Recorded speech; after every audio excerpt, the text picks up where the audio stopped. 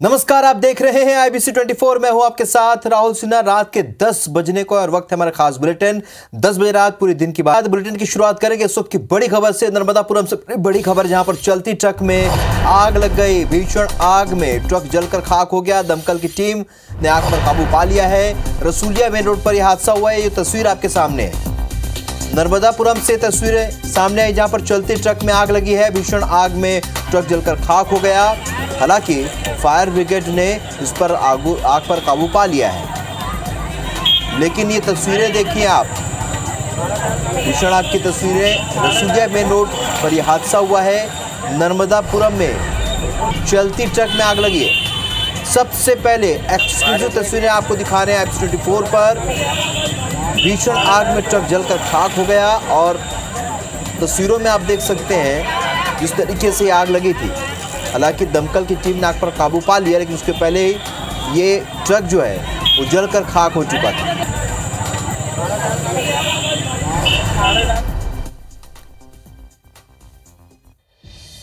खबर, जहां पर मंगल नगर में शराब दुकान खोलने का विरोध हो रहा है। शराब दुकान के विरोध में लोगों ने चक्का जाम कर दिया। गुस्साए लोगों ने शराब दुकान में घुसने की कोशिश की है। शराब दुकान का ताला तोड़ने की भी कोशिश की गई है। तस्वीर देख रहे हैं, एक्सक्लूसिव तस्वीर आप। पुलिस और आबकारी अधिकारी के विभाग के अधिकारी यहां पर मौजूद हैं। विकास बर्मन हमारे सहयोगी फोन लाइन पर जुड़े हैं। विकास, क्या जानकारी? जी, मैं आपको बता दूं, ये मंगल नगर इलाके में, जो कि कुछ ही दूरी पर यहाँ पे झरटपुरिया की एक शराब दुकान है, उसी की उप दुकान जो खोलने का प्रयास किया गया है यहाँ पे शराब ठेकेदार द्वारा। उनका ये कहना है कि एक देशी और एक अंग्रेजी शराब दुकान होती है, जिसको लेकर सरकार ने जो कंपाइल कर दिया है, जहाँ पे शराब दुकान में दोनों ही ब्रांड बेची जा सकती है, मतलब अंग्रेजी और देशी दोनों शराब बेची जा सकती है। तो उसको लेकर उन्होंने उप दुकान खोलने के लिए मंगल नगर इलाके में एक जगह डिसाइड की थी, जहां पे उन्होंने शराब दुकान खोलने की कोशिश की थी।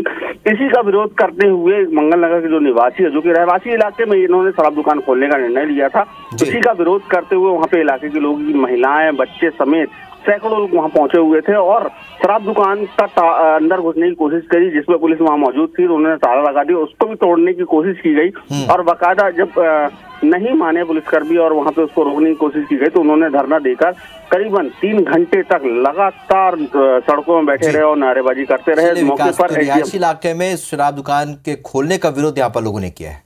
इस जानकारी के बहुत शुक्रिया आपका। जगदलपुर से इस वक्त एक बड़ी खबर, जहां पर तेज हवा से CRPF कैंप के 6 बैरक टूट गए और हादसे में 11 जवान घायल हुए हैं। कैंप यूनिट में घायल जवानों का इलाज जारी है। बस्तर में तेज हवा के साथ इस वक्त बारिश हो रही है और ये तस्वीर देखिए आप। तेज हवा बारिश के चलते हादसा हुआ है। हादसे में 11 जवान यहां शहीद हुए हैं। 11 जवान घायल हुए, माफ कीजिएगा। कैंप यूनिट में घायल जवानों का इलाज जारी है। तेज हवा के साथ बारिश के चलते हादसा हुआ और बैरक में ये जवान थे जो कि घायल हुए।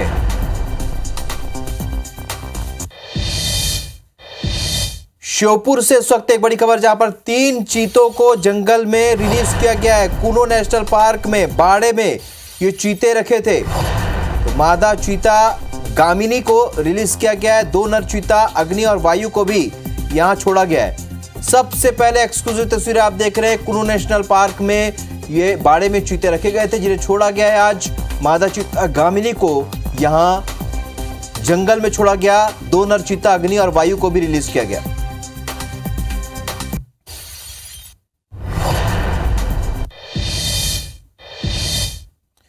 बारोस छत्तीसगढ़ के पाटन में कांग्रेस 21 मई को मेगा शो करने जा रही है और सांकरा गांव में भरोसे का सम्मेलन का आयोजन प्रदेश की कांग्रेस सरकार करने जा रही है। इस मौके पर मुख्यमंत्री भूपेश बघेल राज्य सरकार को 3 फ्लैगशिप न्याय योजनाओं की राशि ऑनलाइन ट्रांसफर करेंगे और किसान न्याय योजना के तहत 24.5 लाख से भी ज्यादा किसानों को 1895 करोड़ रुपए की पहली किश्त जारी की जाएगी।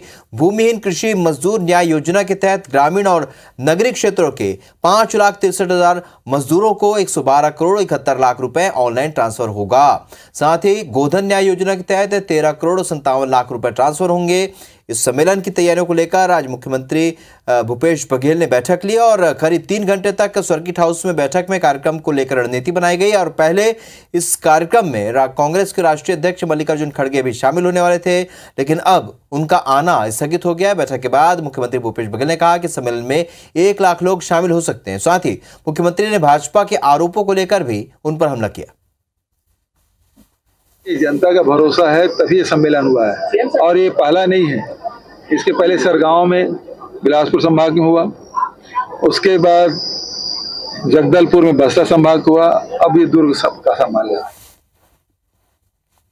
चुनावी साल में ग्वालियर चंबल में सिंधिया को लेकर बयानबाजी जारी है।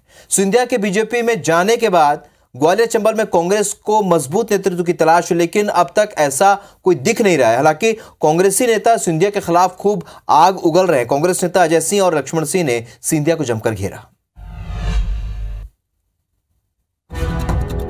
ग्वालियर चंबल की सियासत क्षत्रपों के इर्द गिर्द घूमती रही। सिंधिया के बीजेपी में जाने के बाद कांग्रेस यहां काफी बिखराव की स्थिति में। पार्टी को इसका नुकसान भी हुआ, लेकिन कांग्रेसियों ने हमेशा ये जताया कि जो हुआ बेहतर हुआ। सिंधिया के दुर्विरोधी दिग्विजय सिंह के छोटे भाई और कांग्रेस विधायक लक्ष्मण सिंह ने कहा कि इस चुनाव के बाद ज्योतिरादित्य सिंधिया को अपनी गलती का एहसास हो जाएगा। सिंधिया जी इस चुनाव के बाद अपनी गलती को महसूस करेंगे, यहाँ उन्होंने गलती की। इधर ग्वालियर चंबल के 3 दिवसीय दौरे पर पहुंचे पूर्व नेता प्रतिपक्ष अजय सिंह ने भी सिंधिया को जमकर घेरा। कहा कि कांग्रेस कार्यकर्ता सिंधिया के जाने के बाद आजाद फील कर रहे हैं। ये तो लोग कहते हैं, मैं तो यहाँ का वो नहीं हूँ। कहते हैं हम आजाद फील कर रहे हैं। ग्वालियर चंबल अंचल में कुल 34 विधानसभा सीटें हैं, जिनमें 2020 में हुए उपचुनाव के बाद कांग्रेस की सीटें 26 से घटकर 17 हो गयी। कांग्रेस को पता है कि जीत के लिए इलाके में बढ़त जरूरी है, पर खतरा सिंधिया से, इसीलिए कांग्रेसी सिंधिया को टारगेट करते हैं। संविदा इंजीनियर हेमा मीणा को लोकायुक्त की कार्रवाई के बाद नौकरी से निकाल दिया गया था और इसके बाद से जांच चल रही थी कि हेमा मीणा ने किसकी कृपा से करोड़ों रुपए की संपत्ति बनाई। जांच में पता चला है कि हेमा मीणा पर Madhya Pradesh police housing corporation के इंजीनियर जनार्दन सिंह का हाथ था। काली कमाई की रानी हेमा मीणा पर लोकायुक्त का शिकंजा कसता जा रहा है। कार्रवाई के बाद हेमा को नौकरी से भी नमस्ते बोल दिया गया है। वहीं हेमा पर कृपा बरसाने वाले एमपी पुलिस हाउसिंग कॉर्पोरेशन के इंजीनियर जनार्दन सिंह को सस्पेंड कर दिया गया है। आशंका है कि परतें खुलने पर कई अफसरों के नाम सामने आ सकते हैं। कौन प्रतिनियुक्ति पे आया है, कितने दिन पहले संविदा पर कौन है, ये कई विषय उसमें जांच में लिए हैं। मैंने पत्र नोटशीट लिखी है और गृह विभाग ने वहाँ आदेश भेजा है। जनार्दन सिंह के निलंबन आदेश में विभाग ने लिखा है कि अधिकारी ने अपनी भूमिका ठीक ढंग से नहीं निभाई। गृह मंत्री नरोत्तम मिश्रा ने भी साफ कर दिया है कि जांच में दोषी पाए जाने पर किसी को बख्शा नहीं जाएगा। कोई भी जो भी होगा जांच में जो भी आएगा उस पर कार्रवाई करेंगे। फिलहाल लोकायुक्त ने हेमा के बैंक खातों की जानकारी बैंक से मांगी है। जैसे जैसे डिटेल्स मिलेगी उनमें और भी खुलासे होने की उम्मीद है।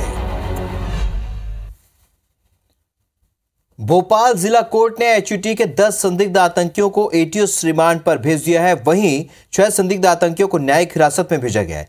एटीएस की कड़ी सुरक्षा के बीच सभी संदिग्ध आतंकियों को एनआईए कोर्ट में पेश किया गया था। इससे पहले आरोपी 10 दिन के एटीएस रिमांड पर थे। वहीं एटीएस उन कॉलेजों की जांच भी कर रही है जहां कुछ संदिग्धों ने पढ़ाया है।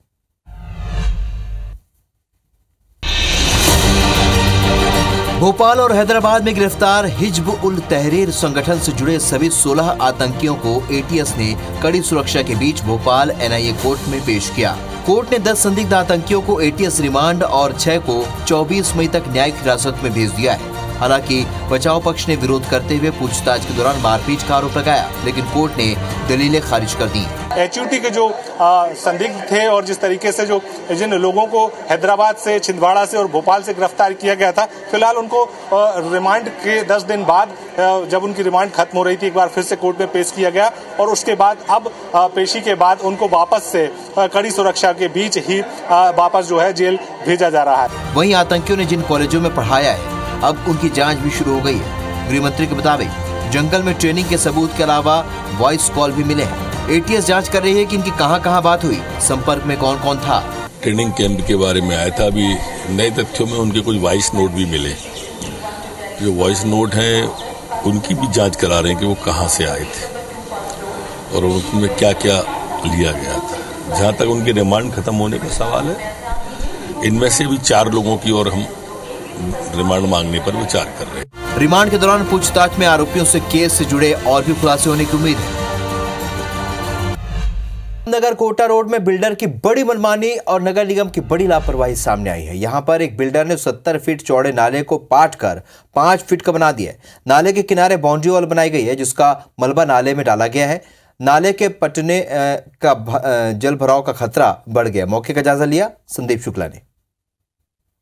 24 लगातार खबरें दिखाता है कि रायपुर शहर के पुराने नालों को प्लॉटिंग के लिए पाटा जा रहा है, जिसके कारण शहर में जल भराव होता है।